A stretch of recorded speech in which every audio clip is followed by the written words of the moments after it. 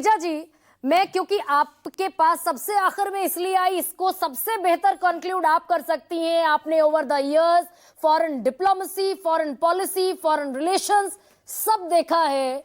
तो भारत के सामने आज के दौर में भाई बांग्लादेश हमारे साथ था, वो आज साथ नहीं है। रशिया हमारे साथ था, रशिया हमारे साथ नहीं है।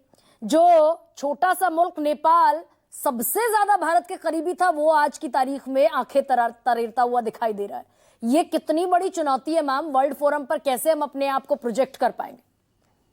देखिए, आज जो आप चर्चा कर रहे हैं ना कि पहलगाम और उसके बाद ऑपरेशन सिंदूर, सबसे स्ट्रॉन्ग चीज जो सामने आई है, उसमें एक हमारे लिए लेसन्स भी हैं और अचीवमेंट्स भी हैं। सबसे स्ट्रॉन्ग है कि देश एकजुट होके खड़ा था। उसमें कश्मीरी आवाजें भी बाकी देश के साथ थी। तो कांग्रेस पार्टी की अपनी पॉलिटिक्स है, वो पॉलिटिक्स अब खत्म हो गया। वो पॉलिटिक्स सामने आएगी, किसी भी डेमोक्रेसी में ये होता है। तो लेकिन उस समय बहुत क्लैरिटी थी कि जो भी सरकार डिसाइड करेगी, जो भी रास्ता चुनेगी, हम सरकार के साथ होंगे, और वो खड़े रहे। अब ये जो बात आपने कही ना कि देशों में भेजना, ये बहुत अच्छा मूव है, मैं मानती हूँ। नरसिम्हा राव के टाइम में उन्होंने, जब पाकिस्तान हमारे खिलाफ कश्मीर पे यूएन में रेजोल्यूशन ला रहा था, बाकी लोगों को ये याद होगा, तो नरसिम्हा राव प्रधानमंत्री ने जो डेलीगेशन भेजा था, उसके हेड थे अटल बिहारी वाजपेयी। हाँ।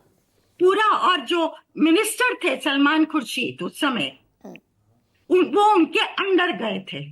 तो एक बहुत यूनिटी का मैसेज यूएन में गया था, और पाकिस्तान जो करना चाहता था उसको हिंदुस्तान ने परास्त किया था। तो ये कई बार हुआ है हमारी हिस्ट्री में। और ये सरकार का आज कहना कि हम अलग अलग टीम्स को भेजेंगे, मैं भी बिल्कुल मानती हूँ कि अगर आपने पार्टियों से पूछा कि कौन आएगा, तो फिर उसका आदर करना बहुत इंपॉर्टेंट हो जाता है, क्योंकि वहां हमारे पॉलिटिशियन खड़े हैं। लेकिन मान लीजिए आपने पूछ के गलती कर दी और आपको लगा रही ये ठीक नहीं हुआ जो उन्होंने नाम भेजे, तो उन नाम में और नाम आप ऐड कर दीजिए।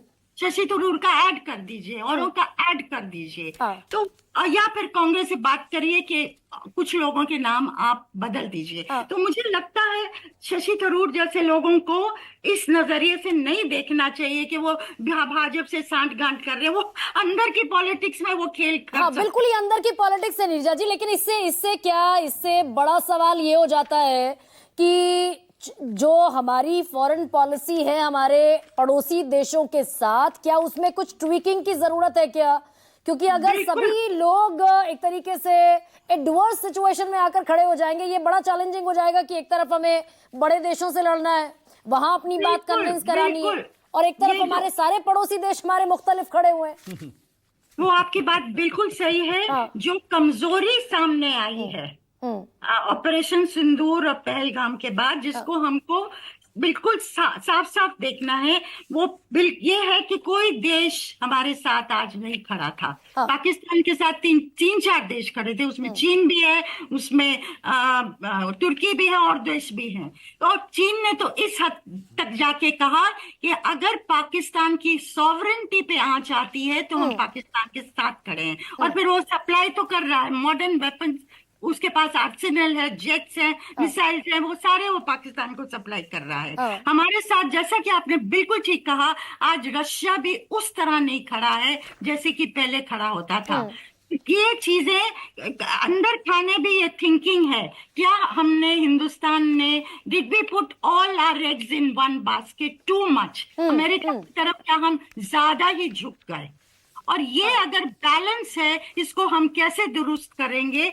उसके लिए सिर्फ इन देशों में जाके डिप्लोमेसी नहीं करनी है, डिप्लोमेसी करनी है मैम। क्या श्रीलंका का, मालदीव्स का मैं नाम पढ़ देती हूँ क्योंकि आपका जो इंसाइट है मेरे दर्शकों के लिए भी सबसे महत्वपूर्ण होगा। भाई श्रीलंका का, बांग्लादेश का, नेपाल का, अलावा इसके मालदीव्स का, इन सारे देशों को क्या वापस अपनी फॉरेन पॉलिसी में थोड़े बहुत रद्दोबदल के साथ इनके स्टैंस को भी बदलना पड़ेगा क्या? ये जरूरत है क्या आज के टाइम की? हमको अपने नेबरहुड से नए तरीके से एंगेज करना है। ये बहुत बड़ी चुनौती है, क्योंकि हॉस्टिलिटी है। हमें चीन से नए तरीके से एंगेज करना है। और वो संभव है अगर हम ठान लें ये तो। और हिंदुस्तान ने एक अपना रवैया तो स्पष्ट कर दिया। डोनाल्ड ट्रंप ने जो कहा कि हमने सीज फायर कराया, उसके बाद बहुत क्लियरली कह दिया है कि अगर हम करेंगे तो टेरर पे कहाँ बात करेंगे, अगर करेंगे कश्मीर का जिक्र होता है तो हम पीओके पे बात करेंगे। बायलैटरल टॉक्स हमारा पॉलिसी रही है, 1 2 3 4 वो कर दिया है। लेकिन असली असली जो चीज प्रॉब्लमेटिक हुई है वो सीज फायर की टाइमिंग नहीं हुई है, वो डोनाल्ड ट्रंप का कूद पड़ना और अनाउंस करना कि हमने कराया है, हमने जो इंटरवीन करके कराया है। तो यानी कि फॉरेन डिप्लोमेसी में हल्के बहुत भारी ट्विकिंग की जरूरत है नीरजा जी।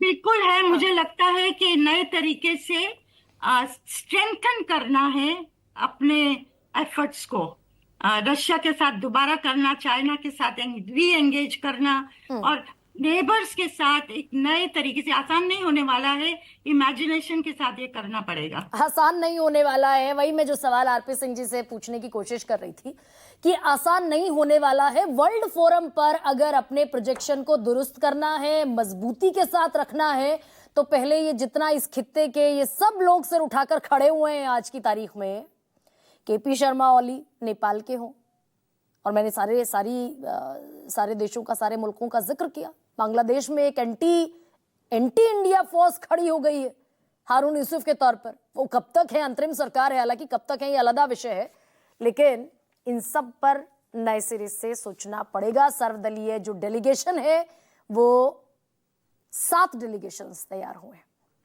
अब छोड़ दीजिए घरेलू लड़ाई झगड़ों में हो अल्लाह, जैसे मैंने शुरुआत में कहा था, बड़ी सस्ती लोकप्रियता का माध्यम जरूर हो सकते हैं, लॉन्ग टर्म पर्सपेक्टिव को हासिल करने का तरीका नहीं हो सकता। सबसे बड़ा सवाल में इतना है।